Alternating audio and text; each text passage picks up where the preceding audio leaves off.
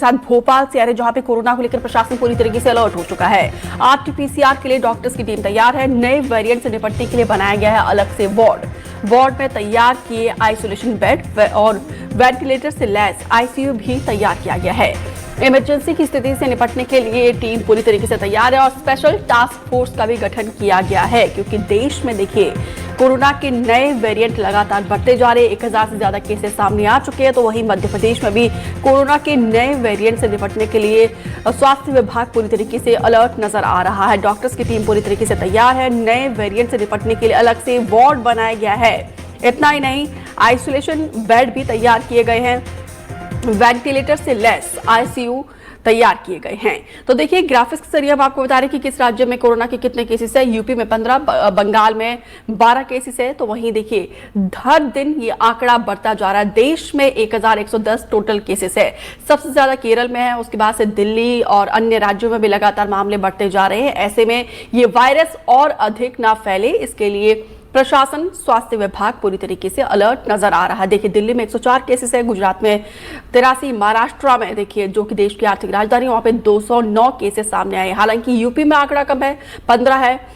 देश के बड़े राज्यों में शुमार होने के बावजूद अंडर सिचुएशन जो है वो कंट्रोल है।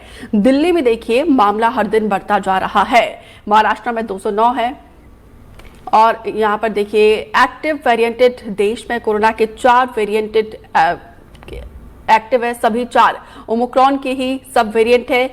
LF.7, XFG और J1 और NB 1.8.1 वेरिएंट, ये सब नए वेरिएंट है। दोनों नए वेरिएंट ज्यादा खतरनाक नहीं है, ऐसे में आपको घबराने की जरूरत नहीं है।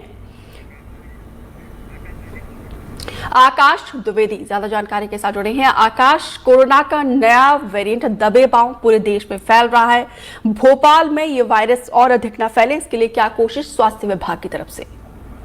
देखिए स्वास्थ्य विभाग पूरी तरीके से तैयार है। भोपाल सीएमएचओ ने यह भी दावा किया है कि जो पहले व्यवस्थाएं कोरोना के समय दुरुस्त की गई थी, उन व्यवस्थाओं को यथावत रखा गया है। जो यहाँ पर ऑक्सीजन की अलग अलग जहाँ पर प्लांट्स लगाए गए, उनकी मॉकड्रिल भी की गई है। इसके साथ ही जो आइसोलेशन के लिए बेड्स हैं वो भी पूरी तरीके से तैयार है। हाल ही में जब पाकिस्तान भारत के बीच तनाव था, उस वक्त भी स्वास्थ्य व्यवस्था की तैयारियों को लेकर मॉकड्रिल किया गया था। इस लिहाज से सभी व्यवस्थाएं दुरुस्त की गई, लेकिन फिलहाल अभी घबराने की जरूरत नहीं है, क्योंकि ये केसेस बहुत ज्यादा तेजी से नहीं बढ़ रहे हैं। भोपाल में अभी एक भी नया केस नहीं आया है, लेकिन फिर भी प्रशासन अपने स्तर पर तैयारियां कर रहा है। अगर किसी तरीके की परिस्थितियां जो है वो विपरीत होती हैं तो उनके लिए ताकि तैयार रहे। इस लिहाज से जो आरटीपीसीआर टेस्ट है उनको भी अब तेजी से किया जा रहा है। जिनके अंदर ये लक्षण दिखाई दे रहे हैं वो आरटीपीसीआर टेस्ट करा सकते हैं। हालांकि जो जानकार हैं वो ये कह रहे हैं कि जिन लोगों की इम्यूनिटी मजबूत है उन्हें ज्यादा घबराने की जरूरत नहीं है, लेकिन जिन लोगों को टीबी, कैंसर या फिर सांस संबंधी गंभीर रोग है, उन्हें सतर्क रहने की जरूरत है। आकाश, क्या गाइडलाइंस जारी किया गया स्वास्थ्य विभाग के द्वारा? देखिए अभी कोई गाइडलाइन नहीं है। फिलहाल केंद्र सरकार की गाइडलाइन का इंतजार किया जा रहा है। अगर केंद्र सरकार कुछ कोरोना को लेकर नई गाइडलाइन तय करती है तो जरूर उसे मध्य प्रदेश में भी लागू किया जाएगा। जी, बहुत बहुत शुक्रिया आकाश विस्तार से जानकारी देने के लिए। बैतूल में कोरोना के नए सब वेरिएंट आने के बाद से जहां पे लोगों में डर का माहौल है, तो वहीं स्वास्थ्य विभाग को अभी भी बहुत काम करना बाकी है। कोरोना को लेकर कोई एडवाइजरी अभी तक जारी नहीं हुई है। इसके अलावा जिला अस्पताल में जांच किट की भी कमी पाई गई है। हालांकि अस्पताल मैनेजमेंट ने पहले के अनुभवों को ध्यान में रखते हुए निमोनिया और सर्दी खांसी के मरीजों को अलग रखने और उनके तीमारदारों को मास्क देने को कहा गया। इसके अलावा जिला अस्पताल में 90 बेड है और जहाँ पे ऑक्सीजन की सेंटर लाइन तैयार है। इसके अलावा लोगों को भीड़ भाड़ वाली जगहों से बचने को कहा जा रहा है। हालांकि स्वास्थ्य विभाग ने कोरोना को लेकर कोई भी एडवाइजरी जारी नहीं की है। पड़ोसी राज्य जो सीमावर्ती राज्य है बैतूल जिले का, वो महाराष्ट्र है। और महाराष्ट्र में इस वक्त जो है जो सब वेरिएंट आया है नया कोरोना का, वो वहाँ स्थिति बिगाड़ चुका है। ऐसे में हमारे जिले में क्या इसकी व्यवस्था की गई है, कैसे रोकथाम की जाएगी, क्या हॉस्पिटल्स में व्यवस्थाएं बनाई गई हैं? हमारे साथ यहाँ के आरएमओ हैं, हम उनसे जानेंगे कि क्या क्या व्यवस्थाएं यहाँ की जा रही हैं। क्या शुभ नाम है आपका? मेरा नाम डॉक्टर रानू वर्मा है। मैं आरएमओ और मेडिसिन का डॉक्टर हूँ, यहाँ पे कार्यरत हूँ।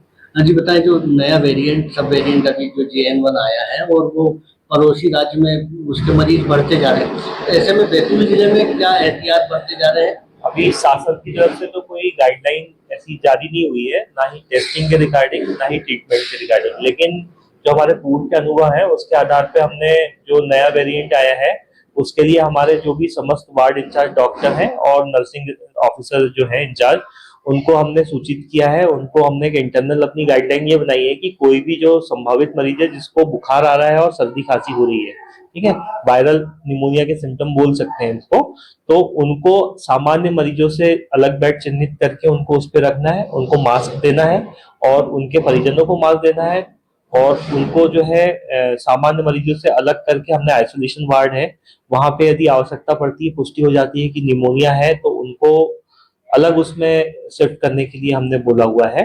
और अभी ऐसे मरीज हमारे पास अभी फिलहाल में तो नहीं आए हैं जो हमें संभावित वायरल निमोनिया जैसे लग रहे हैं। अब अपने पास जो है पुराना स्ट्रक्चर भी है और अनुभव भी है। अभी बाकी जो व्यवस्थाएं हैं जो इसमें लगती है वो किस तरीके मुख्य केस में जो होता है वो ऑक्सीजन होती है आवश्यकता पड़ने पर, तो हमारे पास ऑक्सीजन के 90 बेड करीब अवेलेबल हैं इस पूरे जो मुख्य जो भवन है 150 बेड का, इसमें से 90 बेड हमारे पास उनका जो सेंट्रल लाइन ऑक्सीजन है उससे जुड़े हुए हैं। हमारे पास लिक्विड ऑक्सीजन प्लांट है जिसमें जो की सप्लाई होती है, साथ ही हमारे पास 1000 लीटर प्रति मिनट जनरेट करने वाला